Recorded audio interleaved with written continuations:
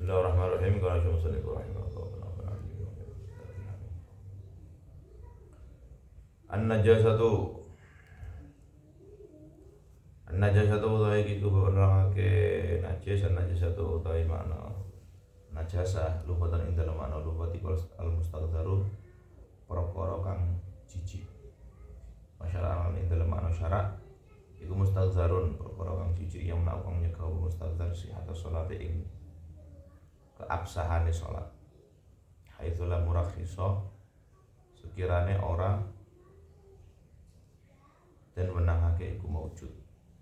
Samun najasatu utawi iku penerangake pira-pira dumdumane najis. Najasatu utawi najis iku salah satu aqsamin telu pira-pira pembagian mughalladatun rupane najis mughalladah wa mukhaffafatun najis mukhaffafah wa mutawassitatun najis mutawassitah. Fal mughalladatu mongko utawi najis mughalladah iku najasatul kalbi najis asu wal khinzir lan khinzir lan babi wa malan kewan tawalat kang metu apa ma min huma saking kalbul khinzir au min ahadihima utawa saking salah suwijine kalbul khinzir wa mukhaffafatu najis mukhaffafah iku baulu sopiye uyuwe bocah cilik Allah dilam yatam kang durung mangan apa sapa sopi litakoti krana arae marki ghairal labani saliyane susu walam yablugh lan durung tumeka sapa sopi al hawaine umur 2 tahun. Wal mutawassitatu lan mutawassita utawi najis mutawassita iku bakil najasati saliyane pira-pira najis kal khamri kaitine arak. Wa izalatun najasati utawi iku penerangake ngilangake pira-pira najis. Enggak ngilangake najis. Tazulu ilang apa najisatu najis mukallad tukang mukallado iku bi ghazlima kelawan baswi perkara tanah jasakan kena najis apa mabiha kelawan najis mukallado. Sabau salatin ing pitu pira-pira umbahan. Ihdahuna utawi salah siji sabau salatin iku piturapin kelawan nganggo ihdahuna utawi salah siji sabau salatin iku piturapin kelawan nganggo lebu.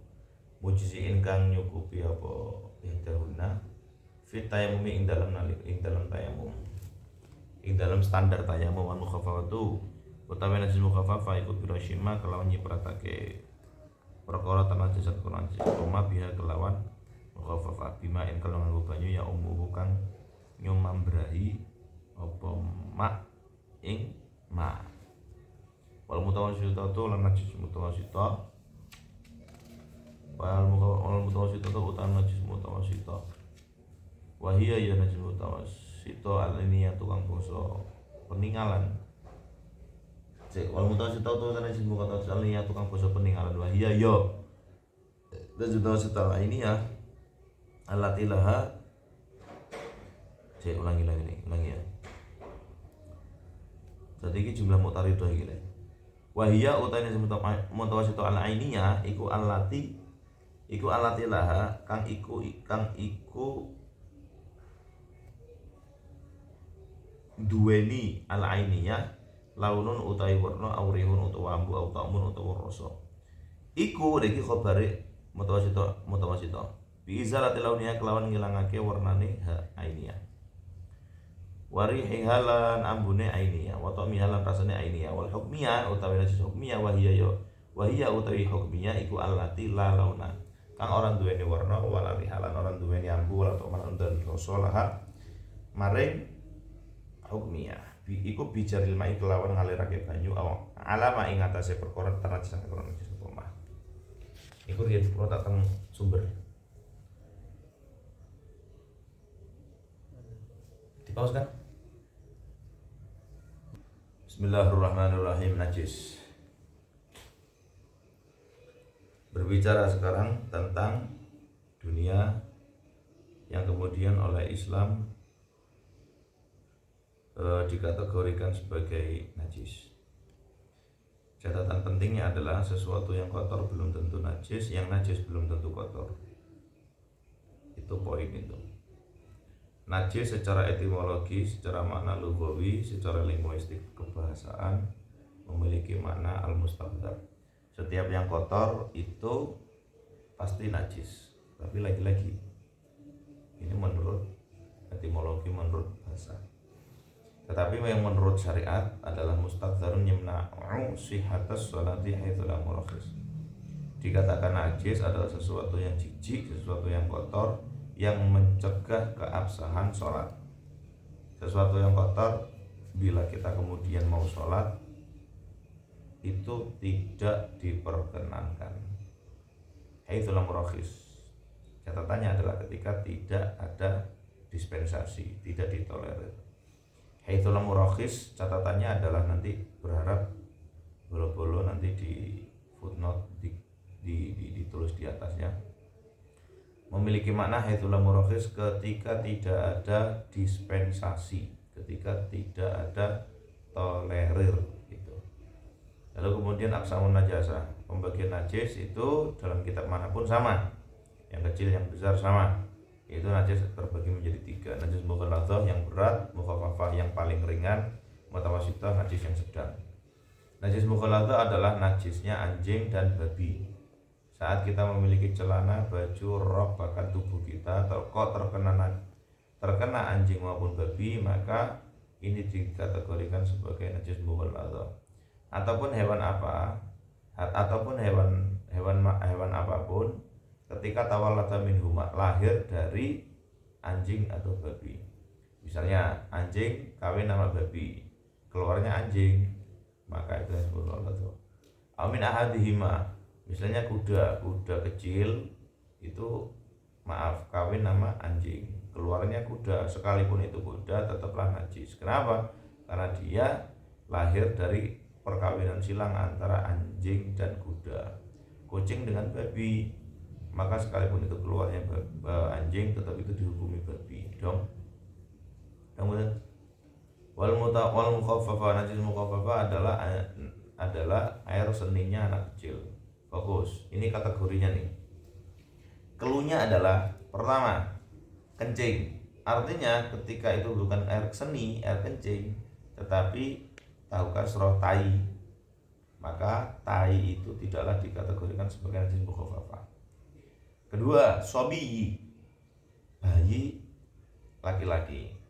Nah, saat bayi perempuan, maka itu langsung ketika bayi itu moncrot keluar dari rahim seorang ibu, langsung dikategorikan kencingnya itu adalah najis mutawassithah, bukan mukhaffafah. Di footnote itu kharaja bihi as-sabiyatu, bayi perempuan. Fa inna baulaha najisatun mutawassithatun yajib fihil ghuslu, najis fihil ghuslu, maka wajib dibasuh karena dia langsung masuk najis mutawassithah. Alladzi lam yat'am litaghadhi, bayi anak kecil yang dia sedang atau telah mengeluarkan air seni, kok kemudian dia belum makan apa-apa, ghairul labani, kecuali susu, dan belum lam yablughil haulaini, belum mencapai 2 tahun sebagai usia lanjut, maka dia dikategorikan najis mukhaffafah. Prateli, kalau dia sudah makan bubur maka najis mutawassithah. Kalau dia sudah makan cemilan maka dia najis mutawassithah. Bayi sekarang kan digenjot ASI terus, kok kayak ini jarang loh. Langsung kadang ini digenjot selain ASI roti atau nutrisi tambahan atau air putih gitu. Maka itu dikategorikan sebagai najis, bukan lagi mukhaffafah tapi mutawassithah. Atau bayi itu sudah lebih usia 2 tahun, 2 tahun Hijriah ya, bukan 2 tahun Masehi. Lalu bagian yang ketiga, najis mutawassithah adalah bagian najasati, selain najis mukhaffafah dan najis mughalladhah itu dikategorikan sebagai najis mutawassithah, seperti khamr, arak. Namanya arak itu pasti cair. Kecuali tadi kalau arak yang takhallalat, dengan sendirinya berubah menjadi cuka dengan sendirinya, maka itu tidak najis tapi suci. Tapi kalau biturhi syai'in, proses menjadi araknya itu dengan obat, diletakkan itu obat ke dalam arak, lalu kemudian menjadi khamr, menjadi cuka, maka itu tetap najis, tidak kemudian menjadi suci. Udah mulai. Dalilnya apa? Idza ta'ajjala bi syai'in uqiba bihi bihirmanihi. Kemudian sekarang kita berbicara tentang cara bagaimana menghilangkan najis. Najis itu akanlah hilang ketika melakukan beberapa hal berikut. Pertama, najis mughalladhah. Najis mughalladhah akanlah menjadi suci ketika dia bi ghusli ma tanajjasa biasa wa ghusalatin. Ketika dibasuh dengan 7 kali basuhan. Ihdahunna biturabin. Satu di antara 7 basuhan itu, satu di antaranya dengan menggunakan debu. Mujzi'in fit tayammum, dengan standar debu yang diberlakukan sebagaimana saat kita bertayamum, harus suci, tidak boleh mustakmal dan seterusnya. Ihdahunna biturabin. Tutorial yang paling mudah itu ketika sarungmu sing kena najis disuceni dengan cara dilebokne nang kali. Maka lebokne nang kali terus diangkatnya siji, lebokne kali loro, telu, 5, 6, 7 sampai ping 7, maka itu cukup. Kenapa kok cukup? Padahal salah satunya dengan debu.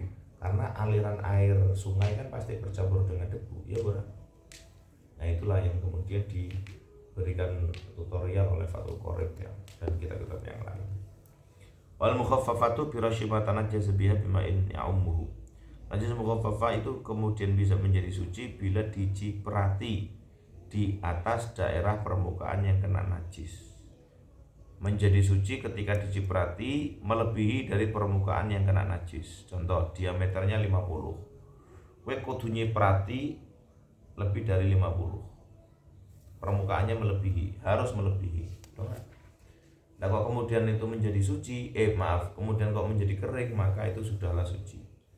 Najis mutawasithah itu terbagi menjadi 2, najis mutawasithah ainiyah dan najis mutawasithah hukmiyah.